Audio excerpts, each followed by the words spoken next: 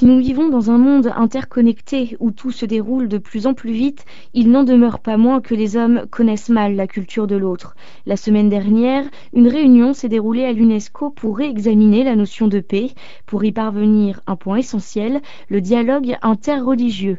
Anne-Belinda Price travaille au bureau de planification stratégique de l'UNESCO. Elle nous explique. Il y a comme une sorte de but de voir comment les représentants des grandes religions pourraient être plus directement impliqués dans ce qu'on appelle le plus grand dialogue, le dialogue laïque entre les cultures.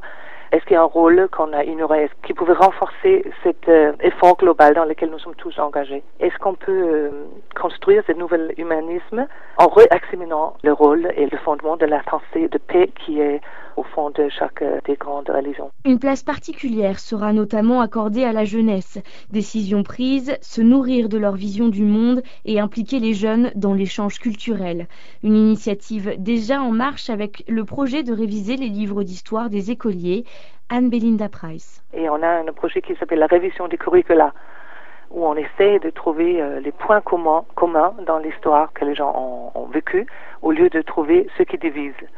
Et ce projet de réécriture avec des experts, des historiens et d'autres, est un projet très noble dans notre institution et il y avait un grand soutien pour encore renforcer cette initiative-là.